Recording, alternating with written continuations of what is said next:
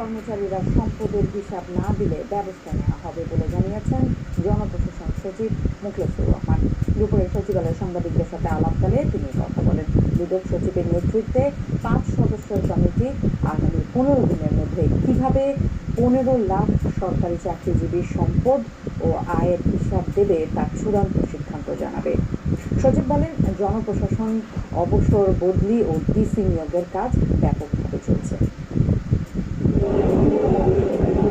দেশে 15 লাখ সরকারি চাকরিজীবী আছে। অফিস হোল্ড করে মানে বেতন খায় তারা, এটা তো সবাই কবে কোথায় কে কিভাবে জমা দেবে, তখন আমরা ওই তালিকাও দিয়ে দেবো সম্পদের মধ্যে কি কি।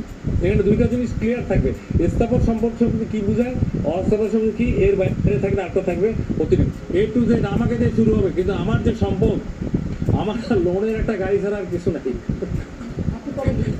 আমি দেবো যেদিন চিকিৎসা করবো, আমারটা প্রথম দেবো। যদি হিসাব জমা না দেন তাহলে সরকারি চাকরিজীবীদের সমস্যায় পড়তে হবে বলেও হুঁশিয়ারি দেন জনপ্রশাসন সচিব। জমা না দিলে খবর আছে, সোজা কথা, আইনানুগ খবরটা আমরা ওই চিঠি যখন দেবো তখন দিয়ে দেবো। ওই চিঠির মধ্যে খবরটা দেওয়া থাকবে। শাস্তি হবে, শোনেন, আপনারা তো এতদিন অনেক কথা বলছেন, এই সেই জিরো টলারেন্স হাতি ঘোড়া এই সমস্ত শুনে আমার লাভ নেই, বলতেও চাই না।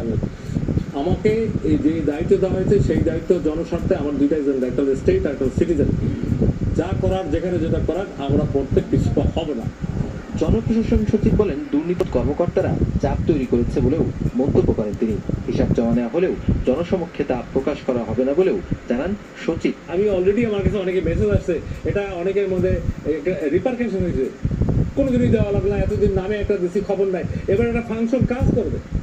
এই দেওয়ার পরে দুদক যেহেতু এটা অফিসিয়ালি হ্যান্ডেল করে, তারা এটা বিবেচনা করবে কার সম্পদ ব্যবহারের জন্য কাকে তলব করা হবে। যেমন ব্যাংকের মৌলিক আছে, আপনার হাজব্যান্ড ওয়াইফ, আপনার ব্যাংকের হাজব্যান্ডের অ্যাকাউন্টের তথ্য ওয়াইফকে দিতে পারেন না, ওয়াইফের অ্যাকাউন্ট তথ্য হাজব্যান্ডে দিতে পারেন, জানেন একসাথে একসাথে কিছু ফান্ডামেন্টাল রুলস, এগুলো আমরা নতুন করে কথা বলতে চাই না, দিস আর ইমপ্লয়েড অলরেডি। সচিব বলেন, জনপ্রশাসনের অব্যাহতি বলতে তা 6 মাসেও এমন হয় না। জানান, জেলা প্রশাসকদের ফিট লিস্ট চূড়ান্ত করা হয়েছে, তাদের পদায়ন করা হবে শীঘ্রই।